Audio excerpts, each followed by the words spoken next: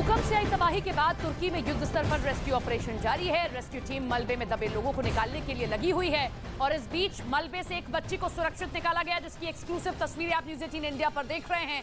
और इसके बाद रेस्क्यू की टीम ने जश्न मनाया है। ये तस्वीर आप देख रहे हैं तुर्की और सीरिया में कितना भयावह भूकंप आया और उसके बाद 8000 से ज्यादा लोगों की जान जा चुकी है, लेकिन रेस्क्यू टीम युद्ध स्तर पर काम कर रही है। और इस बीच ये छोटी सी बच्ची आप देखिए किस तरीके से कई घंटों तक जिंदगी और मौत के बीच जूझती रही, लेकिन आखिरकार रेस्क्यू टीम की कड़ी मशक्कत के बाद इस बच्ची को बाहर निकाल लिया गया, जिसके बाद रेस्क्यू टीम जो जहां मौजूद थी उसने जश्न मनाया है। और निश्चित तौर पर ये उनके लिए बड़ी उपलब्धि हो जाती है, क्योंकि जब बड़ी बड़ी इमारतें धराशायी हो गई हैं, उसके नीचे कई बच्चे, कई लोग, बूढ़े बुजुर्ग सभी दबे हुए हैं, उन सबको बाहर निकालना ये उनके सामने एक चुनौती है। ऐसे में इस छोटी बच्ची ने जहां एक जंग लड़ी, वहीं एक जंग रेस्क्यू टीम भी लड़ रही है।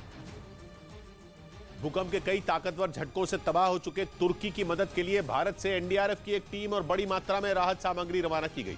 प्रधानमंत्री नरेंद्र मोदी ने एक दिन पहले ऐलान किया था कि इन मुश्किल हालात में भारत तुर्की की मदद करेगा, जिसके बाद दिल्ली के पास गाजियाबाद के हिंडन एयरबेस से आधी रात को ही एनडीआरएफ की 51 सदस्यों की टीम डॉग स्क्वाड और जरूरी उपकरणों के साथ तुर्की के लिए रवाना हो गई। तुर्की के लिए उड़ान भरने से पहले भारतीय वायुसेना के इस विमान में एक ट्रक और 2 गाड़ियों को भी लोड किया गया। रेस्क्यू एंड रिस्पांस के लिए ये टीम यहाँ से मूव कर रही है। तुर्की के अदना एयरपोर्ट पहुंचने के बाद एनडीआरएफ की उस टीम की तस्वीरें भी सामने आई, जिसने वहां पहुंचकर राहत बचाव का काम शुरू कर दिया। लेकिन भारत से तुर्की और सीरिया को दी जाने वाली मदद का यह सिलसिला यही नहीं रुका। भारत की वायुसेना के C-130J हर्क्यूलिस विमान ने सीरिया के लिए उड़ान भरी, जिसके जरिए भारत से सीरिया दवाएं भेजी गई। शाम होते होते भारत की तरफ से 2 बोइंग C-17 ग्लोबमास्टर विमान 60 सदस्यों की मेडिकल टीम के साथ तुर्की के लिए रवाना हो गए। भारत से लगातार मिल रही मदद के बीच भारत में तुर्की के राजदूत फिराज सुनील ने प्रधानमंत्री मोदी का शुक्रिया अदा किया। We are दोस्त, we are friends. Reaction response was very swift and timely. इस बीच इंडिगो एयरलाइंस ने भी ऐलान कर दिया कि वो तुर्की की मदद के लिए अपनी कमर्शियल फ्लाइट बोइंग 777 से मुफ्त में वहां के लोगों के लिए जरूरत का सामान भेजेगा। इधर तुर्की के कई प्रांतों में भूकंप के बाद खराब हुए मौसम की वजह से भी राहत और बचाव के काम पर असर पड़ रहा है।